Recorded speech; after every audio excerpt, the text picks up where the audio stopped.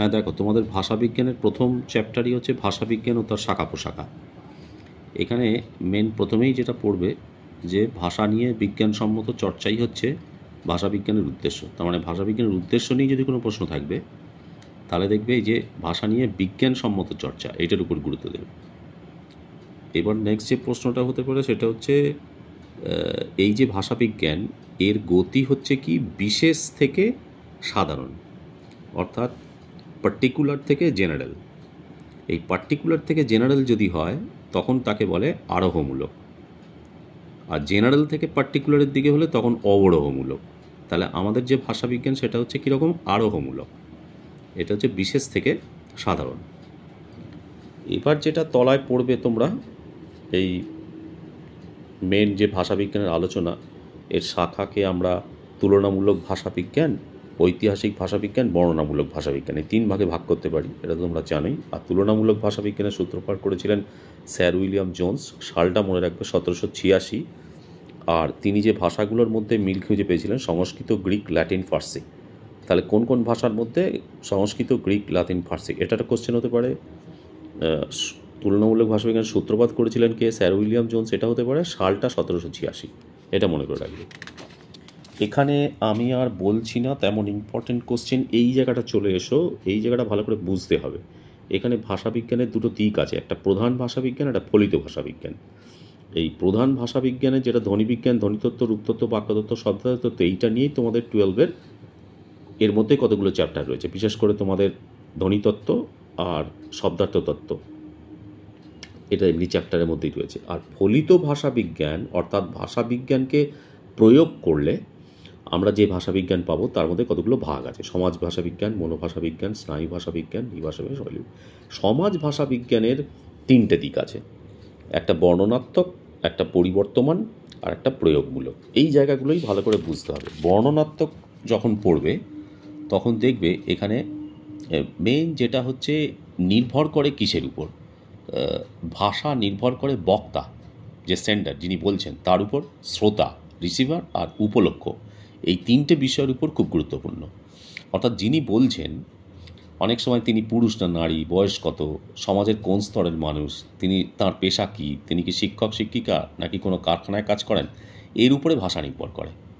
আবার কাকে বলা হচ্ছে, আমরা যে মাঝে মাঝে বলি কি, কাউকে আপনি বলি, কাউকে তুই বলি, কাউকে তুমি বলি, কাকে বলা হচ্ছে, এই গুরুজনদের সঙ্গে কথা বলছে কিনা, এইটা গুরুত্বপূর্ণ হয়ে ওঠে। আর একটা হচ্ছে যে উপলক্ষ, কোন উপলক্ষ, মানে মনে করো এই যে আমরা যেটা বলি যে শ্রেণীকক্ষের ভাষা, ঝগড়ার ভাষা, আইনের ভাষা, খবরের কাগজের ভাষা, এইগুলো হচ্ছে উপলক্ষ। এই উপলক্ষ অনুযায়ী পরিবর্তন ঘটে। যদি উপলক্ষ অনুযায়ী ভাষা উপভাষার বদল ঘটে তখন আমরা তাকে বলবো রেজিস্টার। তার মানে রেজিস্টারটা শুধু উপলক্ষের উপর নির্ভর করে। এই 3টের মধ্যে বক্তা, শ্রোতা, উপলক্ষ, শুধু উপলক্ষের জন্য যেটা পরিবর্তিত হয় সেটা হচ্ছে রেজিস্টার। কিন্তু মনে করো বক্তা, শ্রোতা, উপলক্ষ সব অনুযায়ী পরিবর্তন হতে পারে। কোনো ব্যক্তির উপভাষার যে বিশেষ রীতি ব্যবহার করা হয়, তাহলে কোনো একটা ব্যক্তি যে পার্টিকুলার উপভাষা বলে, সে বঙ্গালী, কামরূপী, এরকম বাংলার যে যত উপভাষা আছে, তখন তাকে বলে কোড। আর যখন হয়তো কেউ বঙ্গালী ভাষায় বাড়িতে বলে, কিন্তু যখন ক্লাসে এসে বলছে তখন হয়তো সে রাঢ়ী ভাষায় বলছে। তাহলে এই যে এটা পরিবর্তন ঘটছে, এটাকে বলে কোড বদল। কিন্তু এই যে কোড বদল আর রেজিস্টার, এর মধ্যে তফাৎ আছে। কোড বদল হচ্ছে 3টেরই উপর নির্ভর করছে, সেটা বক্তা হতে পারে, শ্রোতা হতে পারে, উপলক্ষ হতে পারে। কিন্তু রেজিস্টার যেটা, সেটা শুধুমাত্র উপলক্ষের উপর নির্ভর করবে। এটা ভালো করে বুঝে নেবে। আচ্ছা, এইবারে হচ্ছে তোমার পরিবর্তমান সমাজবিজ্ঞান যেটা বলছে, এইখানে হচ্ছে তোমার যেটা খেয়াল রাখতে হবে, আমরা এই দ্বিভাষিকতা আর একটা হচ্ছে ভাষার সংরক্ষণ। অনেক সময় আমরা মিশ্র ভাষা ক্লাস 11-এ পড়েছিলাম। দুটো ভাষা যখন মিশে যায় এবং দুটো ভাষারই যদি বৈশিষ্ট্য বজায় থাকে তখন তাকে বলে দ্বিভাষিকতা। আর যদি দুটো ভাষা মিলে যাওয়ার পর একটা ভাষার গুরুত্ব বেড়ে গেল, একটা ভাষার গুরুত্ব কমে গেল, হ্যাঁ, আর একটা ভাষা রয়ে গেল, একটা ভাষা হচ্ছে প্রায় মুছে গেল, তখন সেটাকে বলে ভাষার সংরক্ষণ। আর এই প্রসঙ্গে খেয়াল রাখতে হবে যে শেখানোর পদ্ধতি, অন্য ভাষা শেখার পদ্ধতির উদ্ভাবন, অনুবাদ, লিপি প্রণালী, এগুলো সমস্ত হচ্ছে এই তোমার পরিবর্তনশীল সমাজবিজ্ঞানের অন্তর্ভুক্ত। এই যে সমাজ ভাষাবিজ্ঞান আমরা যে বললাম তিনটে দিক, এরপর যেটা গুরুত্বপূর্ণ হচ্ছে মনোভাষাবিজ্ঞান। মনোভাষাবিজ্ঞানের মধ্যে সবচেয়ে গুরুত্বপূর্ণ যিনি বক্তব্য দিয়েছেন তিনি হচ্ছেন নোয়াম চমস্কি, আমেরিকান ভাষাতত্ত্ববিদ। উনি যেটা বলছেন যে মস্তিষ্ক হচ্ছে খুব গুরুত্বপূর্ণ। হ্যাঁ, মস্তিষ্কেই, মানব মস্তিষ্কেই রয়েছে এই ভাষা শেখা, অনুভব করা, বলা, এইগুলো সামর্থ্যের কেন্দ্র।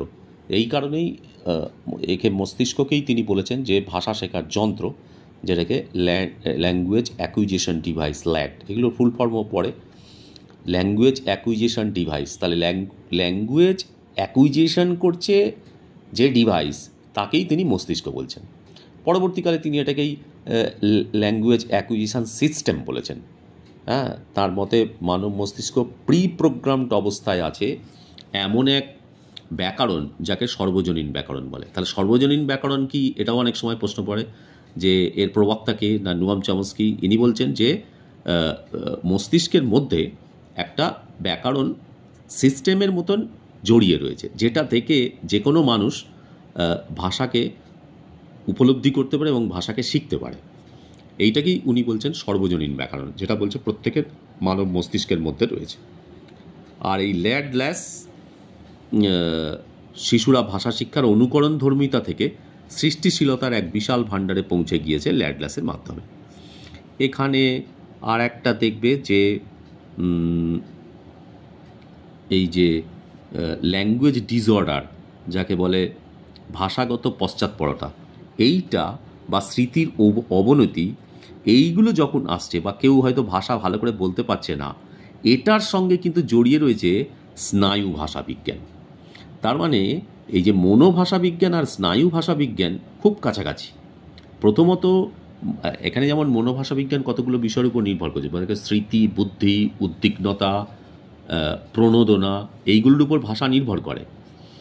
আর এই যে স্মৃতি, বুদ্ধি, উদ্বিগ্নতা, তার মানে কি, এগুলো মনের ব্যাপার। এই মনের ব্যাপারের উপর যার এক একজনের এক এক রকম প্রভাব পড়ে, যার ফলে এক একজনের ভাষা এক এক রকম হয়ে পড়ে। একটা উদ্বিগ্ন মানুষের ভাষা আর একটা কী বলে প্রণোদনামূলক রয়েছে, এই রকম লোকের ভাষা দেখবে আলাদা হয়ে যায়। বা একই লোক যখন কোনো খারাপ সিচুয়েশানে থাকে, তার মনের উপর যখন খারাপ প্রভাব পড়ে, তখন তার ভাষা বদলে যায়, অনেক সময় ভুল হয়ে যায়।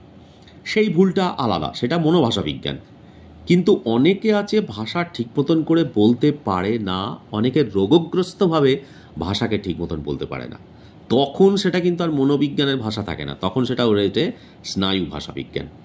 এইখানে এই জন্যেই স্নায়ু ভাষাবিজ্ঞানের ক্ষেত্রে কতগুলো যন্ত্রের কথা ওই জন্য উঠে আসে।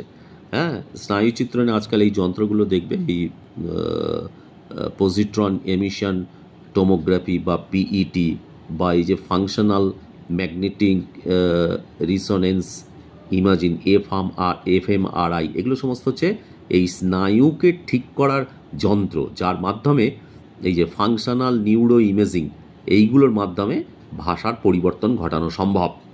এই যে 1861 সালে প্রথম পল ব্রোকা বলে একজন অ্যানথ্রোপোলজিক্যাল সোসাইটি অফ পারিতে একজন রোগীকে প্রথম প্রসঙ্গ উত্থাপন করেছিলেন, যিনি এই ভাষা ঠিক মতন তাল ধ্বনি ছাড়া কিচ্ছু উচ্চারণ করতে পারছিলেন না, অথচ তার 21 বছর বয়স হয়ে গেছে। কেন এটা পারছে না? এটা মনোবিজ্ঞানের বিষয় নয়, এটা হচ্ছে স্নায়ু ভাষাবিজ্ঞানের বিষয়। এইখান থেকে স্নায়ু ভাষাবিজ্ঞানের চর্চা শুরু হয়। এই জন্য এখানে খুব দেখবে বাম গোলার্ধ, এই যে বলা, লেখা, ভাষা, পড়া, গণনা, বিশ্লেষণ, চিন্তা, এইগুলোর ক্ষেত্রে বাম গোলার্ধ বেশি গুরুত্বপূর্ণ। তাহলে কোন কোন বিষয়ে ডান গোলার্ধ, কোন কোন বিষয়ে বাম গোলার্ধ, বেশিরভাগ ক্ষেত্রেই দেখবে ভালো করে যে বাম গোলার্ধ হচ্ছে বেশি গুরুত্বপূর্ণ। এটা শর্ট কোশ্চেন পড়ে, হ্যাঁ, যে কোন কোন বিষয়ের উপর কোন গোলার্ধ বেশি গুরুত্বপূর্ণ। এইবারে যেটা পড়বে যে ভাষার সঙ্গে মানব জীবনের সম্পর্ক নির্ধারণ আজকাল গবেষণার বিষয় হয়ে উঠেছে, এইগুলো মোটামুটি পড়ে নেবে। বাম গোলার্ধ, ডান গোলার্ধ, এইখানে বেশি গুরুত্বপূর্ণ হচ্ছে নৃভাষা বিজ্ঞানের মধ্যে যেটা পড়বে, যে দেখবে যে পারিবারিক সম্পর্কের দিক থেকে ইংরেজি ভাষার তুলনায় বাংলা ভাষায় শব্দভাণ্ডার অনেক বেশি। তার মানে এখান থেকে বাঙালি সংস্কৃতিতে পরিবারের গুরুত্ব, পারিবারিক সম্পর্ক অনেক বেশি গুরুত্বপূর্ণ, সেটা বোঝা যায় এই যে ইংরেজি ভাষার সঙ্গে বাংলা ভাষার তুলনা করলে। বা এই যে যারা প্রাচীন আদিবাসী গোষ্ঠীর যে ভাষা, সেইগুলো তাদের যে ছড়া, ধাঁধা, এইগুলোকে, লোককথা, এইগুলোকে সংরক্ষণ করার চেষ্টা এখন বর্তমানে শুরু হয়েছে। এই যে বিষয়গুলো, এগুলোকে আমরা নৃভাষা বিজ্ঞানের মধ্যে বলতে পারি। হ্যাঁ, আবার নৃভাষা বিজ্ঞানের মধ্যে অনেক কিছু নির্ভর করে। ভাষা বলতে বলতে দেখবে মানুষের যে মরার যে খুলি রয়েছে তাতে দেখবে বিভিন্ন হাড় বা অস্থি আছে। কোন ভাষায় কথা বলছে তার উপর কিন্তু এই অস্থির গঠন বা হাড়ের গঠন নির্ভর করে। অনেক সময় মরার খুলি দেখে অনেক ভাষাবিজ্ঞানীরা বলে দিতে পারেন যে ইনি রাশিয়ান ভাষায় কথা বলতেন কিংবা ইনি বাংলা ভাষায় কথা বলতেন। কারণ রাশিয়ান ভাষায় হয়তো কথা বলতো, তার হয়তো কোনো একটা মুখমণ্ডলের অস্থি এমন একটা গঠন যেটা বাঙালিদের সম্ভব নয়। এইগুলো সব হচ্ছে তোমার নৃভাষা বিজ্ঞানের অন্তর্ভুক্ত বিষয়। তারপরে শৈলী বিজ্ঞান খুব ইম্পর্টেন্ট। শৈলী বিজ্ঞানের মধ্যে যেটা বলা হচ্ছে এখানে দেখবে যে দুটো জিনিস শৈলী বিজ্ঞানের মধ্যে খুব গুরুত্বপূর্ণ, দুটো ভাগ আছে। একটা ইভ্যালুয়েটিভ মূল্যায়ন ভিত্তিক, আর একটা হচ্ছে ডেসক্রিপটিভ বা বর্ণনামূলক। দুটো লেখকের স্টাইলের যখন তুলনা করা হচ্ছে বঙ্কিমচন্দ্রের সঙ্গে রবীন্দ্রনাথের, তখন সেটা হচ্ছে মূল্যায়ন ভিত্তিক বা ইভ্যালুয়েটিভ।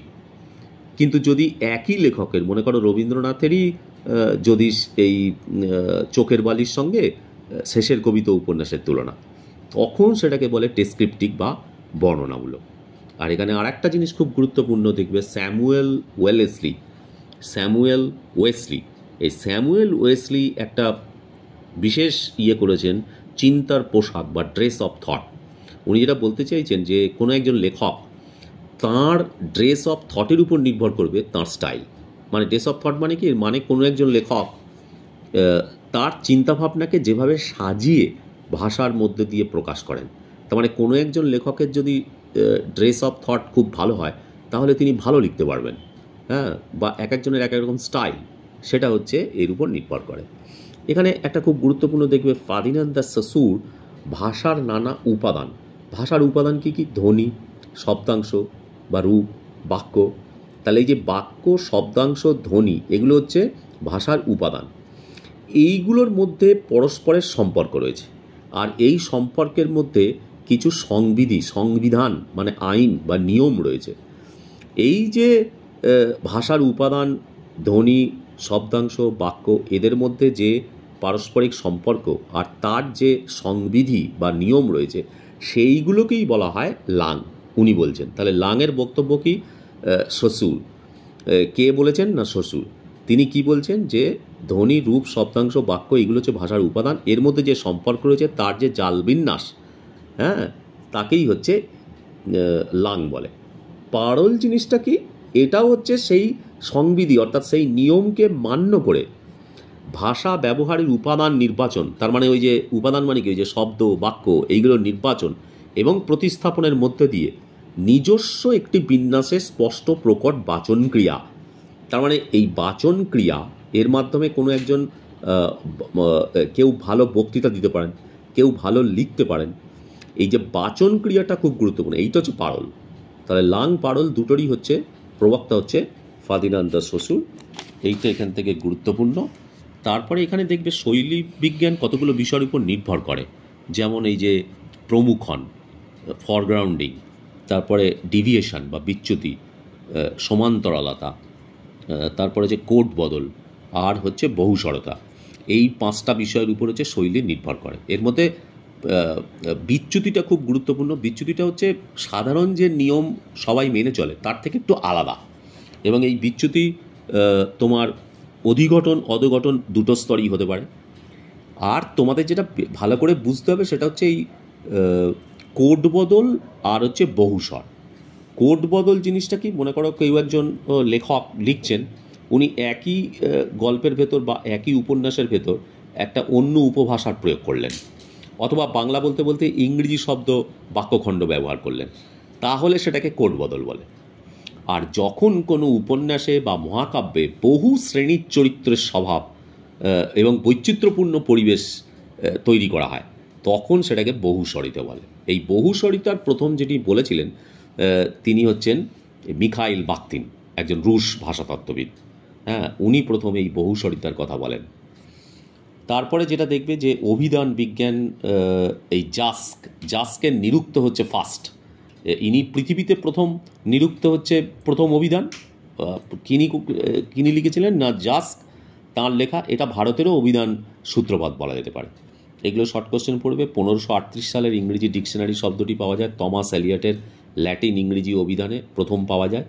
এইবারে হচ্ছে তোমার দেখবে অভিধানের 3টে স্তর। কটা স্তর থাকে? 3টে স্তর, ভালো করে জানবে। শব্দের গঠনগত স্তর, অন্যায়গত স্তর আর বাগার্থগত স্তর। এর মধ্যে বাগার্থগত স্তরটা সবচেয়ে গুরুত্বপূর্ণ। তাহলে সবচেয়ে গুরুত্বপূর্ণ স্তর কোনটা? বাগার্থগত। অভিধানের কটা স্তর? 3টে। এবারে হচ্ছে অভিধান একভাষিক হতে পারে, দ্বিভাষিক হতে পারে। একভাষিক দ্বিভাষিক নিশ্চয়ই জানো, বাংলা থেকে বাংলা তাহলে একভাষিক, বাংলা থেকে ইংরেজি তাহলে দ্বিভাষিক। আর একটা রকম হতে পারে ঐতিহাসিক, যেমন মনে করো তোমার কিভাবে অর্থের বদল ঘটলো, আগে অর্থ কী ছিল, এখন অর্থ কী, এইগুলো হচ্ছে তোমার ঐতিহাসিক বা ইতিহাস ভিত্তিক অভিধান। এটাকে বলা হয় দ্য শর্ট। একটা এক্সাম্পল হচ্ছে the Shorter Oxford English Dictionary. এছাড়াও বিভিন্ন বিষয় অনুযায়ী অভিধান হতে পারে, অর্থনীতির অভিধান, ইতিহাস অভিধান। এইভাবে পুরোটা পড়ে নেবে। এই চ্যাপ্টারটা খুব গুরুত্ব।